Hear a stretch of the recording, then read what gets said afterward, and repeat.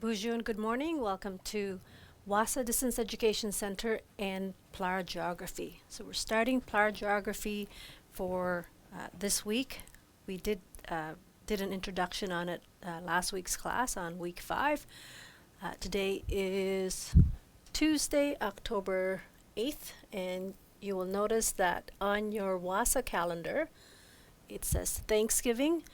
So next week we do not have classes on the 14th. So we have 2 classes this week for PLAR English and PLAR History Geography, and then next week you will have 1 class with PLAR English only. That'll be on the 16th. So just make a note of that if you have not checked your WASA calendar. IEL courses run from September 3rd to June 13th, so that means that students can still register for IEL courses at any time, but you do have to complete that course on or before June 13th.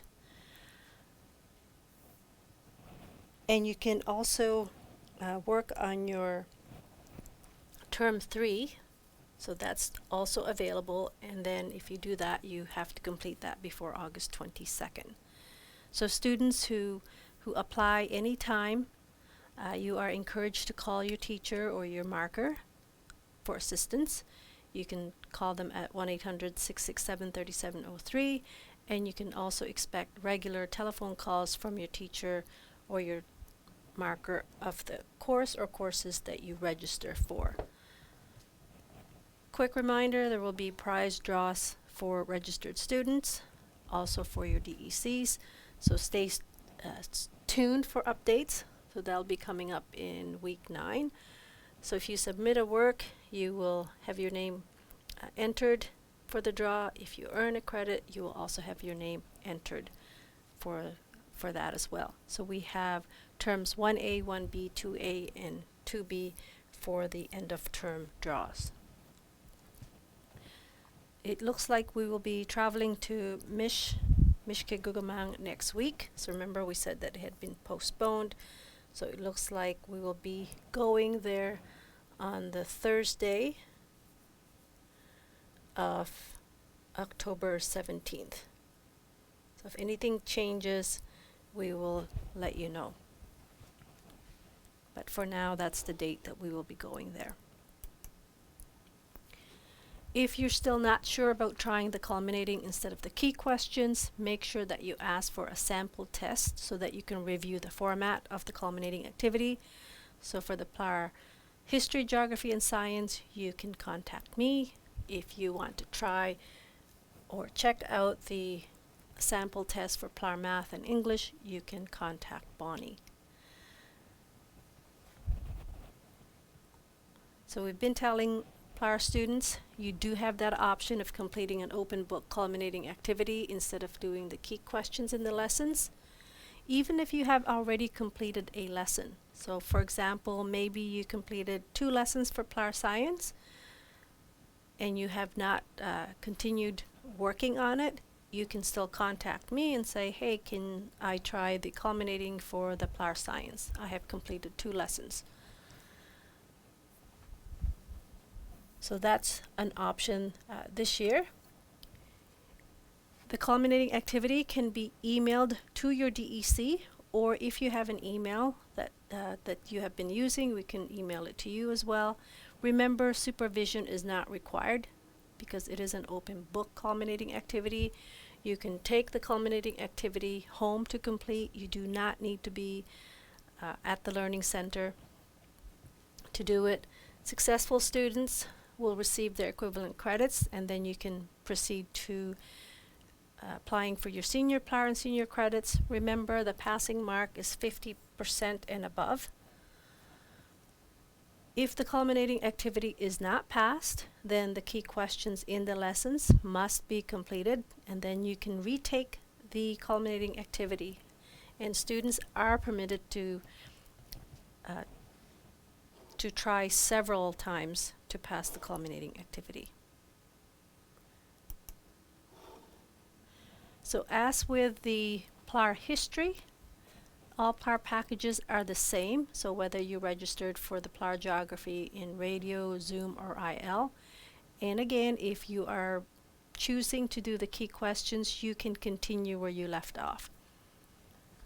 As with the PLAR history, each cover page of the PLAR Geography will have all my information and the office's information. So you have the WASA studio, the radio channel, television. So if you have Bell Express View, our channel is 972. My Zoom link, my meeting ID, and the passcode, that's all there.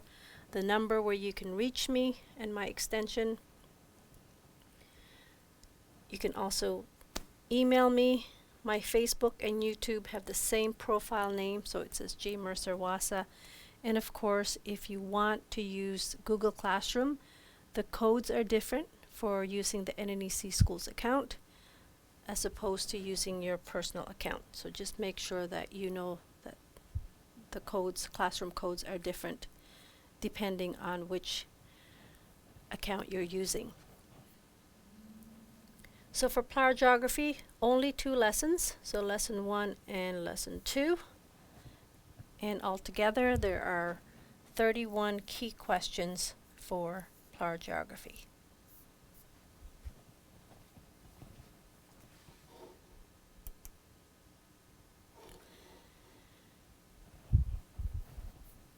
If you want to watch classes for the PLAR Science, the PLAR History and Geography, so these are videos or classes or lessons that I have already broadcasted, you can go to my YouTube channel on J. Mercer WASA. Go to the playlist and you can see that PLAR Science is available, PLAR Geography is available, and PLAR History is also available. And just to let you know, we do have a new YouTube channel that's been created, and this is the WASA Distance Education Center YouTube channel. That means that all the classes for Term 1A classes for MAP 4C, the PLAR English, the PLAR History Geography, OLC 4.0, and ENG 4C are available. Now, having said that, after telling you that I have my own playlist, I will eventually get rid of that account, and that will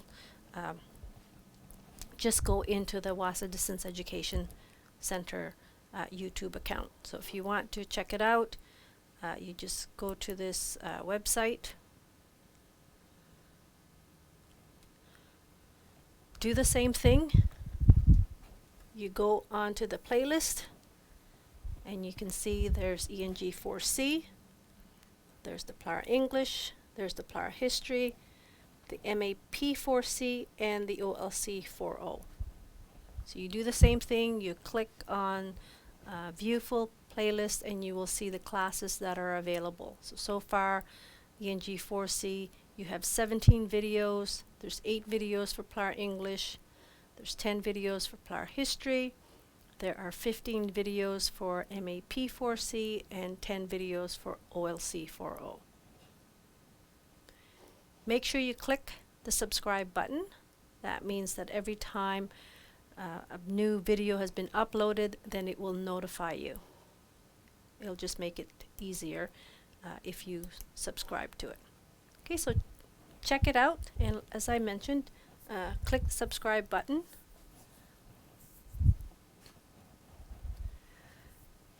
If you don't have access to Wi-Fi or internet, you can still request a USB of classes. You just need a USB port to insert the flash drive. You can call the office and we'll be more than happy to upload the classes for you on a jump drive or flash drive, and then you can listen to the classes that you may have missed. Remember, each class is named by its component, so PLAR History, PLAR Geography, PLAR Science, then by lesson, so it could be lesson 1 or 2, and then the key questions that are in that class. Just makes it easier if you're having problems with a particular key question. WASA students who would like an email account with NNEC, you simply ask one of us if you want one. Or if you forget your password with your NAC Schools account, we can reset it. And as I mentioned, we can activate your email if you are having problems trying to sign in. If you're trying to sign in and you're being denied, or it says you don't have access, the first thing you need to do is sign out of all accounts. Sometimes you have already signed in, and that's why you can't get into your NAC Schools account. So try that first, and if that doesn't work, then make sure that you get a hold of us. Students who are submitting the key questions or the culminating activity, you have many options to send it in. So the first option is scanning your work and then emailing it to us for marking. You can also send it through Messenger, and that just means you take a picture of it and you send it through Messenger that way. So you can see the difference between the scanned sheet and the one where you take a picture. Okay, so the one where you take a picture, it also takes the background. But again, whichever is easiest for you to do, send it that way. When you email it to NNEC, make sure you're sending it to studentwork@nnec.on.ca, and then CC to the teacher who will be marking your work. You can also send it through Google Classroom, or if you want, you can simply share it. So if you're working on it using Google Sheets, Google Docs, just click the share button. That will unlock it, and then put in the teacher's email that you want to send it to, and Bonnie or myself will get a notification saying that a particular student have shared the Lesson 1 key questions. You can also drop it off at 74 Front Street. So we still have the WASA outdoor mailbox. It's on the side entrance, or you can knock on the door and we will get your work from you. So we're right on track. We are on week 6, and we are looking at Lesson 1 Geography, specifically Human Geography. As far as the mark sheet, so make sure to submit your work as you complete them. Remember, if you need any help, don't hesitate to reach out to your teacher. So what you're seeing here is the example of the mark sheet that you'll receive once your work is assessed or once it's marked. So if you're using if you're doing your key questions for PLAR Geography, this is what you will get. So the first lesson, so Lesson 1, you will complete the 13 key questions, and it's out of 44. The next set of key questions is for Lesson 2, and that's key questions 14 to 31, so a total of 18 key questions for Lesson 2.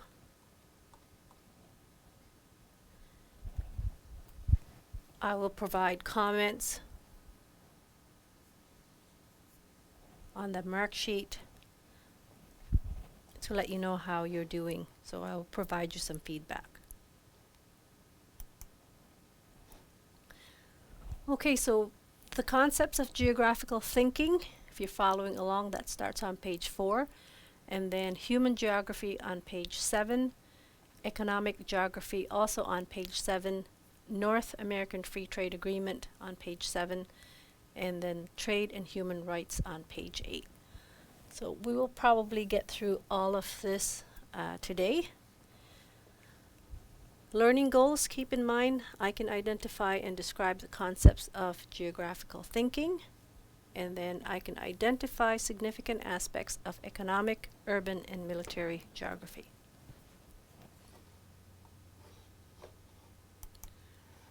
So from our last class, we did do the first three. So we did spatial significance, patterns and trends, and interrelationships.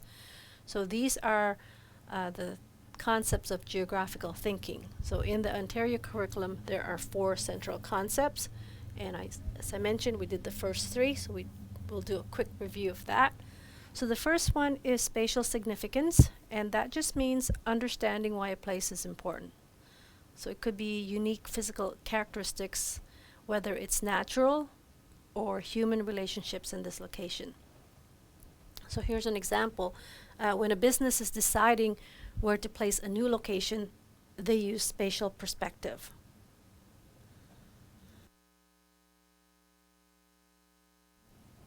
Real estate agents, they also consider the spatial perspective when sending clients details of houses they might want to buy. So even choosing where to go on holiday or which school to send your kids involves the spatial perspective. So spatial just means relating to or occupying space. So for example, why might you put a business in a certain location?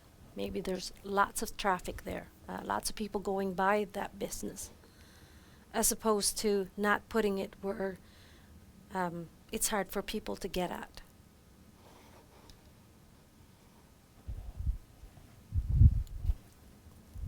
Okay, the next one is patterns and trends. So looking for things that repeat or change over time. Patterns and trends will help us notice things that are similar in different places, whether they are social, economic, physical, or environmental. So here are some tasks that involve looking at patterns and trends. So first is finding similarities, so spotting things that are alike in different places or regions. Looking for repetition, that means seeing if these similarities happen again over time. Understanding why, so again you're figuring out why certain things are the same or if they keep repeating. And then finding importance, so deciding why these patterns or similarities matter. If we look at the graph on the screen, this says what factors contribute to high population density in a region. So if you look at the names of the cities, so beginning with Toronto, then Montreal, Vancouver, Calgary, right on down to Victoria. So what factors do you think would make people want to live in these areas? So this is the census for metro areas, or CMAs. And then on the bottom, you have the population, and it's in millions. So if you look at Toronto, the population there is 6.342 million. Let's look at the lowest one here. Victoria is the lowest, and it's 0.396 million. So what factors do you think would make someone or make people want to live in Toronto? Well, maybe there are more jobs available. So a city like Toronto may have many job opportunities in industries like finance, technology, government, and services. So people move to these areas for work, which leads to higher population density. Maybe it also has good transportation systems. So if people didn't have vehicles, they can take the bus, they can take the subway, they can get a taxi. Maybe they even have where, or actually they do have it where you can rent bicycles so that you can get around. Favorable climate, well, the climate in southern Ontario is milder, so people who move there would find that more desirable. They don't want to live in the north where it's colder. Healthcare, maybe the healthcare is better. Education, so you have universities, colleges, more to choose from. Same thing with entertainment. So these are all factors that will make people want to live in these areas.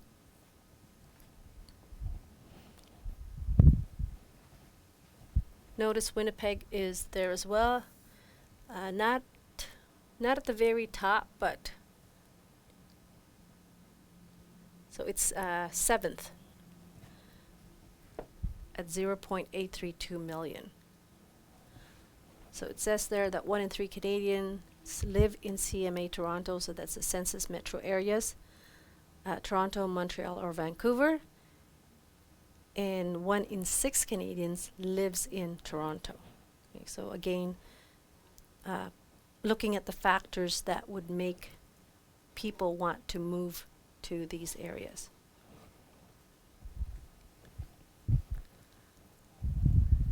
Okay, number 3 is interrelationships, so seeing how things are connected and affect each other's. So we have geographers who study how human and natural environments are connected and how they work together as systems.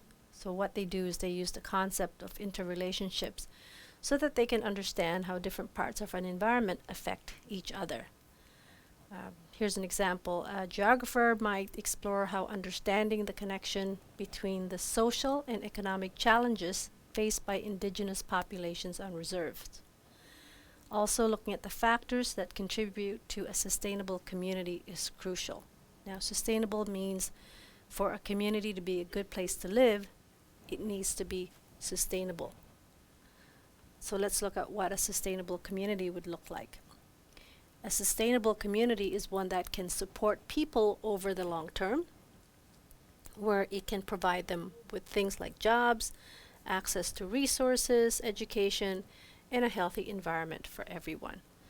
So from our last class, we looked at an example of the factors affecting sustainability for a community. We said health and wellness, so basically the quality of life. If there's wealth, if there's employment, again, economy. Are there jobs or industries that are available for people? What about environmental initiatives? Recycling, gardening, composting, sources of energy, fossil fuels, for example, coal, oil, gas. Methods for waste disposal, is there a sewage or water treatment plant available? Location of community, so that's important where it is. So let's look at Fort Hope, for example. It's accessible by plane or winter road. What's the climate there? What's the growing season? And then carbon footprints of individuals, garbage, travel, okay, foods that are available within that community.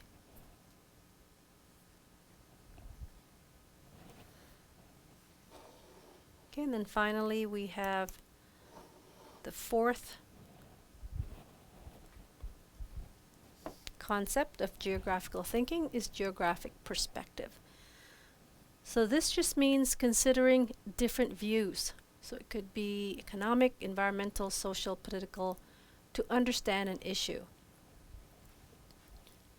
Going back to geographers again, they might ask how different cultures can make a community better and help grow the economy. They might also study if making money from using a natural resource is worth the harm it could cause to people and the environment. Here's an example. Saskatchewan has experienced a significant demographic shift in population, including the trend of being a more culturally diverse population. If we look at their stat for 2015, Saskatchewan welcomed 11,256 new residents as a result of international migration.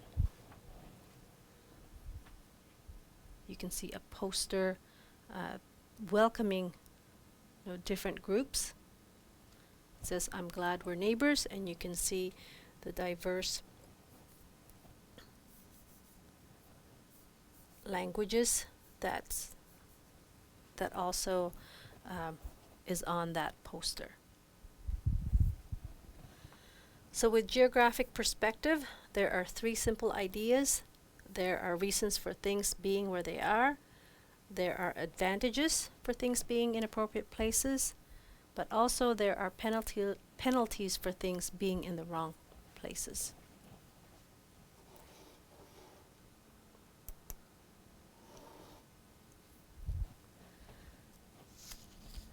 Continuing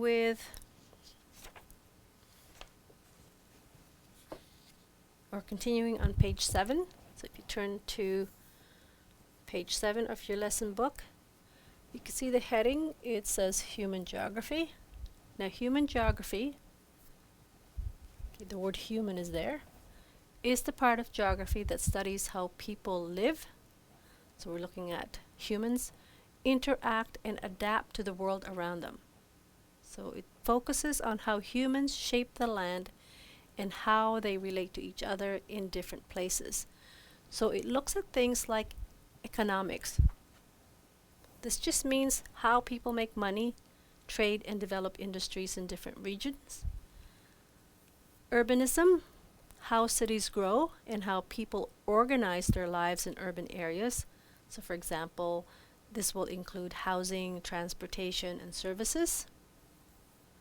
Politics, this means how countries are governed, the creation of borders, and how power is distributed between regions. Culture,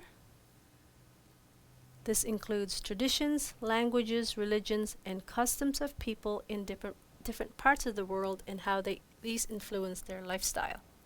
And finally, military, how the military affects borders, conflict, and the use of land.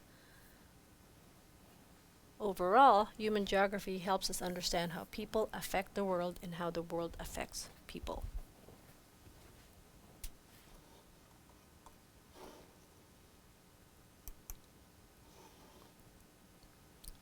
Looking closely at economic geography, still on page 7. So economic geography is the study of how economic activities and conditions differ around the world.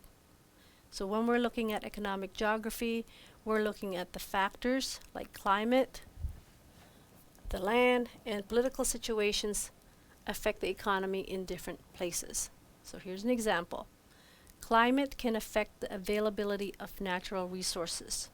So this means crops and forests, and it also affects how people work and how productive they are. Meaning weather changes, like droughts can cause problems. If you have a severe drought, this can lead to fewer crops, which can affect food supplies and other products like clothing. Economic geography helps us understand how the environment and the economy are connected across different regions. Okay, you can't have one without the other. You can see a picture here how the extreme drought affected the growing season in the Canadian prairies. So it caused a rough start by having the drought. Economic geography also looks at how materials and products are obtained and sold. So we have developed countries like Canada and the US. They have strong economies that allow them to get raw materials and create their own goods through industries. Now, industry just means manufacturing goods in a factory. These countries can trade their extra products with other countries in exchange for different materials or money. So if you have a country that sells more goods to other countries than it buys from them, it is said to have a trade surplus. Okay, bottom line, it's better to have more going out than stuff coming in. Canada is a major exporter of minerals and agricultural products. It also has a large manufacturing and service industry. If you look at the bottom of the screen here, you see that the arrows. So here it says Canada to Mexico, it exported 7.63 billion. Canada to US, so it exported 308 billion. But look at US to Canada, 320 billion. So US had a trade surplus because it exported more to Canada.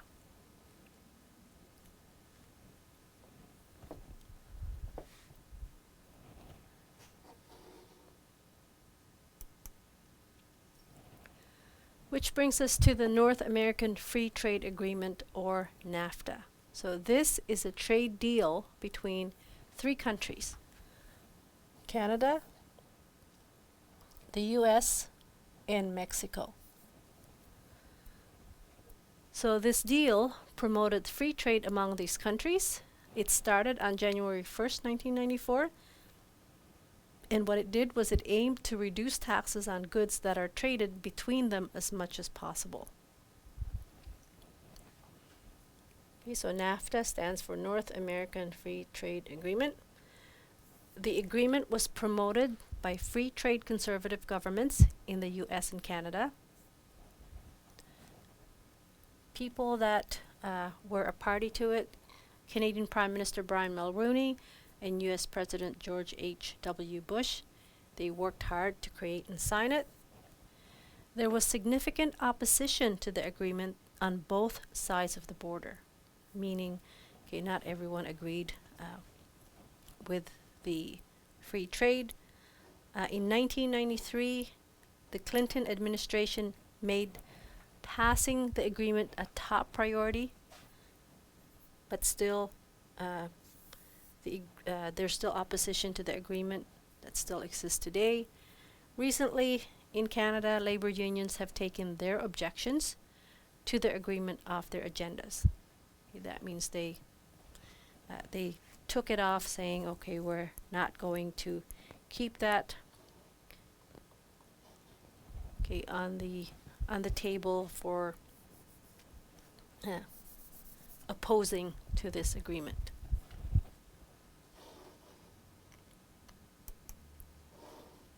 So what were the benefits or the good of the North American Free Trade Agreement? Well, it eliminated many tariffs. Okay, eliminated means it took off taxes, and it also took off trade barriers between the three countries, so US, Mexico, and Canada. It helped lower prices for many goods, which supporters of free trade see as a major benefit. So consumers buying things, they see that, it costs less having the free trade. NAFTA also improved diplomatic relations between the countries that were involved. And the idea is that countries that are economically connected are less likely to have diplomatic or military conflicts.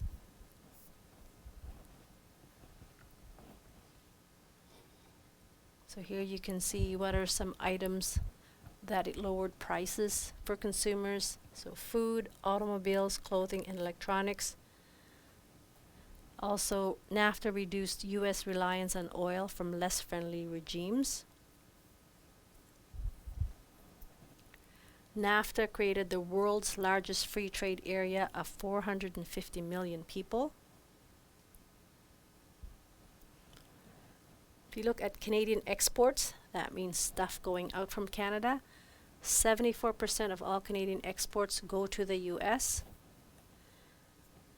US exports, 30% of all US exports go to Canada and Mexico. And then for Mexico, you have 75% of all Mexican exports go to the US.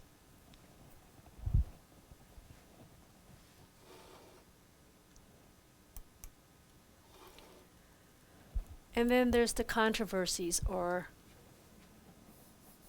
the disadvantages. So NAFTA, as I mentioned, has been controversial since it was first suggested. Transnational corporations, they supported NAFTA, but they believed that lower tariffs will boost their profits.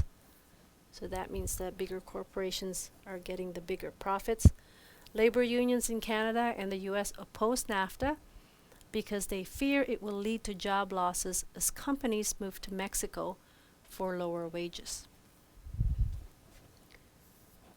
Mexican farmers, they also oppose NAFTA because lower prices have caused many of them to go out of business. And there's also opposition to NAFTA, and it comes from environmental groups, social justice organizations, and others who believe it harms poverty, health, and the environment. We have a local merchant that was affected when NAFTA came into place. This was published in the bulletin Wednesday, January 12th, 1994. This merchant says NAFTA to cost him $50,000. Okay, he was the owner and manager of Sue Video and has rented out compact discs for the last 2 years. And because of the sudden change to the Copyright Act, it left him with an inventory of about 1,500 unrentable CDs. Okay, so that's just one of the one example of how NAFTA was a disadvantage to this person.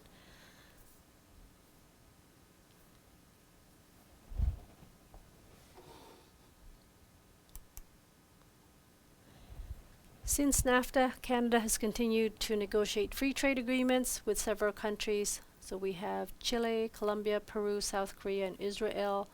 Canada is still working on new free trade agreements, and NAFTA remains in effect. In 2018, under President Trump's administration, he announced import tariffs on Canadian steel and aluminum, which Prime Minister strongly opposed. So what he did there was he went ahead to hit Canada with hefty tariffs on steel and aluminum. So that means that if you bought certain products, especially in automobile manufacturing, in order for a car or truck to be exempt from tariffs, 75% of its components would have to be manufactured in North America. Canada joined the United States Mexico-Canada Agreement, now known as USMCA. That was on August 30th. That is a new trade deal. And the USMCA focuses on automobile manufacturing, for example, to avoid tariffs. So as I mentioned, if 75% of the car or the truck's parts is made in North America, then you can have it exempt.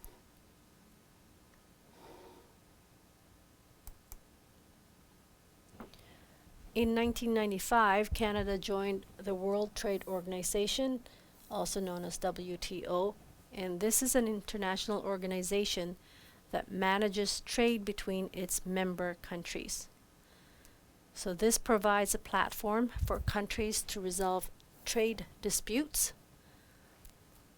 The WTO has various committees, councils, and working groups that focus on different trade-related issues. So one of the main activities of the WTO is to monitor, so they look at national trade policies and they regularly review the trade policies of its members. Canada takes part in these reviews. However, many activists and environmentalists, they criticize the WTO for not doing enough to protect workers' rights or the environment. So if you look at the word trade, that just refers to the action of buying, selling, or exchanging products and services, and this will be between nations, companies, people, and other entities. The World Trade Organization, or WTO, is the only international organization that focuses on the global rules of trade. So its main role or job is to make sure that trade happens smoothly, predictably, and freely between participating countries.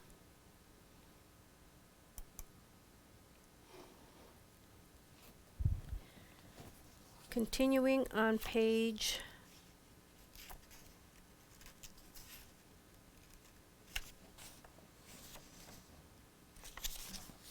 if you turn to page 8, page 9, trade and human rights. So some countries violate their citizens' human rights, like freedom of speech or fair treatment. Violate means they're not respecting citizens' human rights. So Canada's role in trade and human rights is Canada could use its trade policies to discourage these abuses. So what they do is they limit trade with countries that don't respect human rights. For example, Canada and Colombia have a free trade agreement, but they also have a side agreement where both countries report on how the agreement affects human rights. So what are some impacts and challenges for tying trade to human rights? Well, the positive side of it is it could pressure countries to improve human rights conditions. The challenge would be it might hurt the economy of both countries involved and harm relationships. So the ethical question that one could ask is, should Canada prioritize trade, which boosts the economy, or human rights, which focuses on fairness and dignity for people? So you have a global debate where some countries believe trade should be separated from political issues like human rights, while others believe they are closely linked. Okay, and if you're wondering about impact or the impact of tying trade to human rights, here's an example between Canada and China. So the trade focus is that Canada does a lot of trade with China, importing products like electronics and clothing. So having this trade, it boosts Canada's economy by providing affordable goods and supporting Canadian jobs and industries that sell to China, like natural resources. On the flip side, so if you look at the human rights focus, China has been criticized for human rights violations. For example, treatment of Muslims and restrictions on freedom of speech. So some would argue Canada should limit or stop trading with China until these issues improve. Okay, so that's an example how you would tie trade to human rights.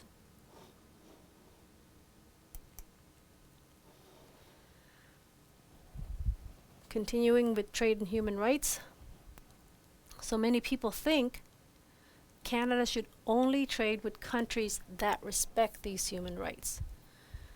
And the reason being, trading with countries that promote human rights also helps ensure the well-being of their citizens. So here are the examples of each basic human right in Canada. And these are outlined in your book on page 9. So the first one is the right to earn a fair wage at work. An example of this, well, in Canada, there are minimum wage laws to make sure workers are paid fairly.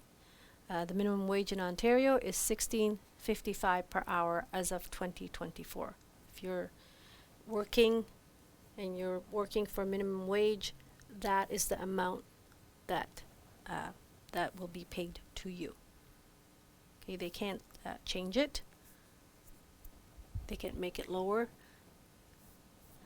The right to move freely within their country, that means you are free to travel anywhere within the country without restrictions. So whether you're moving from one province to another, or if you just want to visit different cities, you have the right to move freely.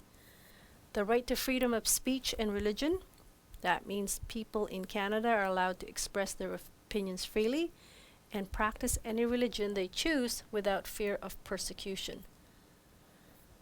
For instance, the Canadian Charter of Rights and Freedoms protects these rights. And then the right to be protected from harm in society, well, Canada has laws in place to protect citizens from crime and violence. So we have police services and legal systems that work to ensure public safety. Also to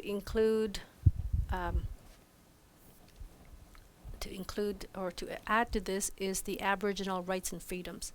So these are special rights given to Indigenous peoples, which include First Nations, Métis, and Inuit communities.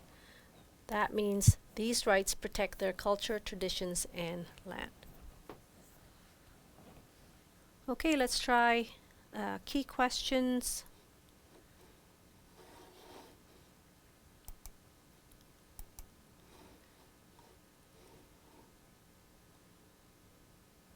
Let's try key questions 1 to 4.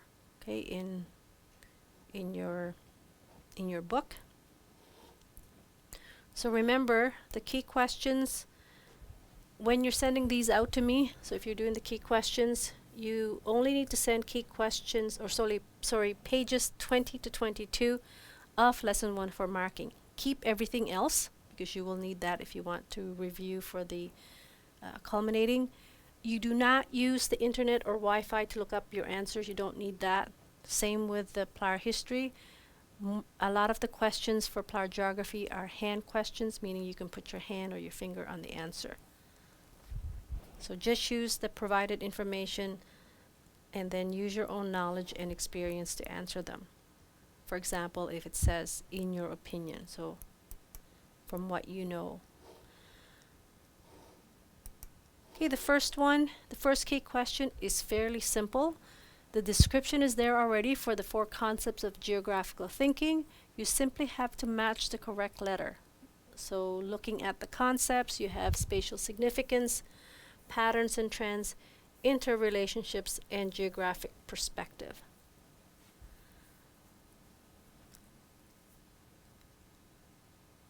So for example, spatial significance, I'll do the first one. D, it says determining the importance of a place or region and identifying where places are located on the Earth's surface based on natural and or human characteristics. So I would put the letter D under the column where it says letter. So 1D is the correct answer for the first one.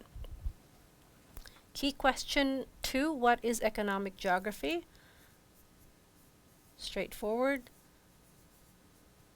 Economic geography, it's just asking you what it means. So economic geography means, and then you simply go to the page where it talks about economic geography. Key question 3, there are 2 parts. It says, how does climate influence economic geography? Specifically, it's asking about climate. How does it affect economic geography? So climate can influence or affect, whichever word you want to use, economic geography. Then you have to give one example. So you would say an example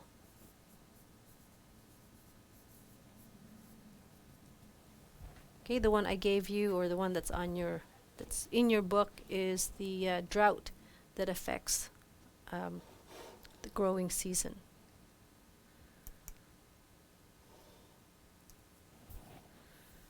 Okay, we have a couple more minutes left. Key question number 4, what does NAFTA stand for? So if you look at this particular question, see how it's broken up? So what does NAFTA stand for, comma. So answer the first part, NAFTA, so that's an acronym, stands for, that means each letter represents a word. So NAFTA stands for, then you tell me what that is. When was it initiated? That means when did it start? So it started, tell me when. And what countries are a party to this agreement? So just tell me the countries that are in this organization. Or you can say the countries involved. And then you just name them. Key question 5. Why did these countries want this agreement? Okay, it's a straightforward question. Why did they want it? So they wanted it. Tell me the reason why. And what were the benefits supposed to be? So they wanted this agreement because what did it do for them? What were the advantages? So the benefits were, so by having free trade, it gave them benefits. What were they? And then we'll stop here at key question 6. There have been many controversies, so that means there were people that were opposed or didn't want it. there have been many controversies since the NAFTA agreement took effect. Explain two of these controversies. What were the two concerns that people have? That's why they didn't want this agreement. Okay, we'll stop there and we will continue on Thursday. We'll continue finishing the key questions for what does WTO stand for and what does this organization do.